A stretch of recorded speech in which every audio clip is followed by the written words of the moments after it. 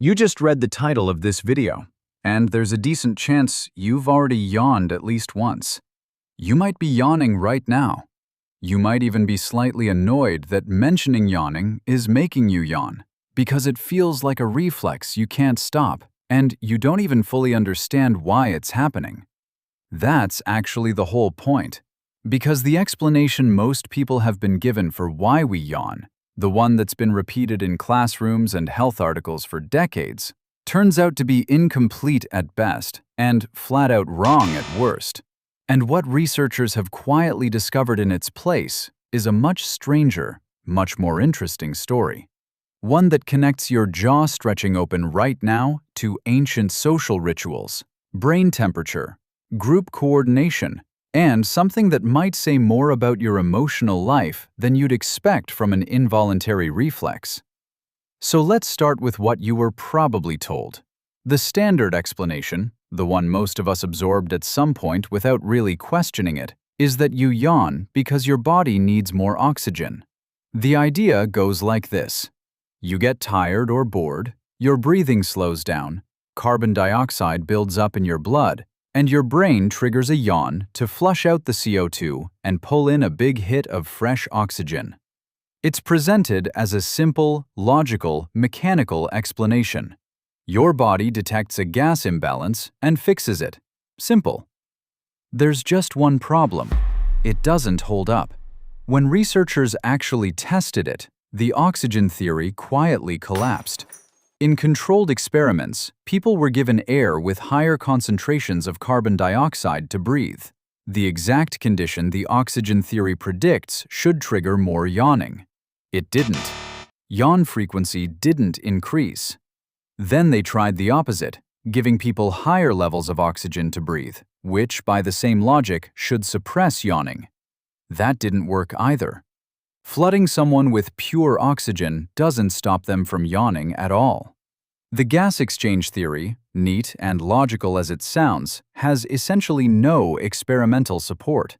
Scientists have known this since at least the 1980s, but somehow the explanation never fully left the popular imagination. It's still what most people would say if you asked them why we yawn. So, if it's not oxygen, what is it? The honest answer is that yawning is one of those things where the more carefully you look, the more complicated it gets. There isn't one clean replacement theory waiting to take the oxygen explanation's place. There are several competing ideas, each with real evidence behind it, and it's entirely possible that yawning serves more than one function depending on the context, which is actually more interesting than a single, tidy explanation. The theory that currently has some of the strongest experimental backing is one you've probably never heard, and it's genuinely counterintuitive. The idea is that yawning is, at least partly, a brain cooling mechanism. Here's the logic behind it. Your brain is extraordinarily sensitive to temperature. Even small increases in core brain temperature can impair cognitive performance, your ability to focus, to make decisions, to react quickly. Your brain has its own internal temperature regulation systems, but they have limits, and there are certain conditions where those systems need a boost. Transitions between states, waking up, getting drowsy, shifting from rest to alertness, tend to be moments where brain temperature fluctuates, and also, not coincidentally, moments where yawning tends to spike. The mechanism proposed is something like this. When you yawn, your jaw stretches wide, increasing blood flow to the face and skull. The deep inhalation pulls cooler air into the nasal cavity, which sits remarkably close to the brain's blood supply. The movement of muscles in the face and throat may also cause a brief circulation of cerebrospinal fluid. The combined effect is a small but measurable cooling of the blood reaching the brain. Not dramatic, not a fever reducer, but a subtle thermal reset, a way of nudging the brain back toward an optimal operating temperature at moments when it's running a little hot or sluggish. Several studies have tested this in interesting ways. In one experiment, researchers had people hold warm packs or cold packs against their foreheads while watching videos of other people yawning. The classic setup for testing contagious yawning. The people with cold packs on their foreheads, whose brains were presumably already cooler, yawned significantly less in response to seeing others yawn. The people with warm packs, whose brains were warmer, yawned significantly more. That's a surprisingly clean result. In another line of research, scientists looked at yawning patterns across animal species and found that animals with larger brains, which generate more heat, tend to produce longer yawns on average, as if the duration of the yawn scales with how much cooling the brain actually needs. Parakeets have also been shown to yawn more as ambient temperature rises, especially as it approaches their own body temperature, suggesting the reflex kicks in specifically when thermal management is needed. Now, the thermal regulation theory isn't fully settled science. It needs more research, more replication, more rigorous testing. But it's worth sitting with for a moment because it reframes yawning in a completely different light. Instead of being a sign of sleepiness or boredom, a passive signal that you're running down, it might actually be an active intervention. Your brain noticing it needs to cool down and doing something about it. A yawn might not be a symptom, it might be a solution. But here's where it gets even more interesting. Because so far, we've only been talking about the yawn you produce on your own. And there's a whole other dimension of yawning that's been studied extensively and is arguably even stranger: the fact that yawning is contagious. You already know this from experience. You see someone yawn, and you yawn. You read about yawning, as you may currently be experiencing, and you yawn. It crosses sensory channels in a way that's remarkable. Hearing a yawn without seeing it can trigger one. Thinking about yawning can trigger one. It doesn't require visual confirmation of another person's open mouth. The signal is getting through some other way. For a long time, contagious yawning was assumed to be a simple reflexive mimicry, your motor system copying a movement it observed, the way you might unconsciously mirror someone's posture or facial expression. And that might be part of it. But the research suggests something considerably more layered is going on. One of the most striking findings in this area is the relationship between contagious yawning and social bonding. Multiple studies have now documented a clear and consistent pattern. How susceptible you are to catching someone else's yawn depends strongly on how emotionally close you are to them. In a large naturalistic study tracking yawning behavior across real social interactions over the course of a year, researchers found that people yawned in response to kin and close friends significantly more often and more quickly than they did in response to acquaintances or strangers. The effect was graded. The closer the relationship, the stronger the contagion. And this pattern has now been replicated in various forms across different cultures, different research groups, and different methodologies. What's more, this same social bond pattern has been found in other species. Dogs catch yawns from humans they're bonded with more readily than from strangers. Wolves show stronger yawn contagion toward familiar packmates than unfamiliar ones. Chimpanzees, baboons, macaques, across multiple primate studies, the pattern keeps showing up. Contagious yawning is strongest between socially bonded individuals and weaker or absent between strangers. This isn't a human quirk.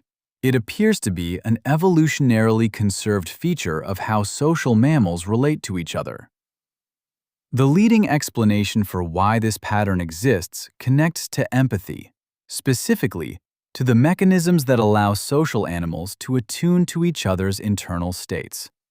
The idea is that contagious yawning might be part of a broader system of behavioral synchronization, a way of aligning the arousal and alertness levels of individuals within a group. If one member of a group is getting drowsy or stressed, a yawn that spreads through the group might bring everyone's state into closer alignment, ensuring that the group's collective level of vigilance stays relatively coordinated rather than fragmented. Under this view, catching a yawn isn't just social mimicry. It's a form of shared state checking, a way of staying physiologically in sync with the people you're bonded to. There's even some neuroimaging evidence pointing in this direction. Brain imaging studies have found that areas associated with social processing and empathy, including the posterior cingulate cortex and the precuneus, show activation when people view others yawning. The ventromedial prefrontal cortex, which is heavily involved in empathic processing, has also been implicated in the urge to yawn contagiously. People with conditions that affect social cognition and empathy, including autism spectrum disorder and schizophrenia, tend to show reduced susceptibility to contagious yawning, while their spontaneous yawning remains completely normal. Their brain produces yawns on its own just fine. They just don't catch them from other people as readily. That dissociation is important because it suggests that spontaneous yawning and contagious yawning, while they look identical from the outside, might actually involve somewhat different neural machinery. Now, it's worth being careful here. The connection between contagious yawning and empathy is genuinely supported by a reasonable body of evidence, but it's also been challenged. Some researchers argue that what looks like an empathy effect might actually be explained more simply by attention bias. You pay more attention to the faces of people you're bonded with, so you notice their yawns more often, which makes you more likely to catch them. That's a meaningful alternative interpretation, and the debate in the scientific literature is ongoing. The honest position is that the social bonding pattern in contagious yawning is robust and replicated, but exactly what mechanism drives it is still being worked out. What makes yawning even harder to pin down is that it seems to occur in such a wide range of contexts that no single theory captures all of them. Humans yawn when waking up, when falling asleep, when bored, when anxious, when transitioning between activities, sometimes when exercising. Athletes have been observed yawning at high-pressure moments just before competition, which has nothing to do with drowsiness and doesn't fit the tired or bored narrative at all. There's even a theory that yawning in those contexts serves as an arousal booster, activating the carotid artery and stimulating a brief increase in heart rate and alertness, a kind of physiological jumpstart for a brain about to face a demanding task. Yawning also appears in fetuses, beginning as early as 11 weeks after conception and increasing in frequency until around 30 weeks of gestation, which is striking because it means yawning develops long before the neural systems involved in boredom, fatigue, or social empathy are anywhere near mature. Whatever yawning's function is in early fetal development, it almost certainly isn't the same as what drives it in a tired adult. And yet, the same basic motor pattern, the jaw stretch, the deep breath, the slow expiration, is present in both. It's also present, in some form, in fish, birds, reptiles, and virtually all other vertebrate classes, which suggests the basic yawn reflex is phylogenetically ancient, built into the vertebrate body plan long before complex social cognition existed to give it a communicative function. All of which leaves you with a picture of yawning that's genuinely messier than the clean oxygen story you might have been told, but also considerably more interesting. It's not one thing. It's probably a family of related functions that evolved over hundreds of millions of years and got repurposed, layered, and refined along the way. From a basic physiological reflex in early vertebrates to a socially modulated signal woven into the emotional fabric of mammalian relationships. So the next time you catch yourself yawning after watching someone else yawn, whether it was a colleague, a family member, or someone on a screen, notice who it was. Because the fact that you caught it at all, and how quickly you caught it, might quietly reflect how connected you feel to that person. Your brain isn't just clearing gas or getting more oxygen. It's doing something stranger and more social than that. It's synchronizing. And yes, if you've yawned several times while watching this, that's not a sign you found it boring. It's probably the opposite.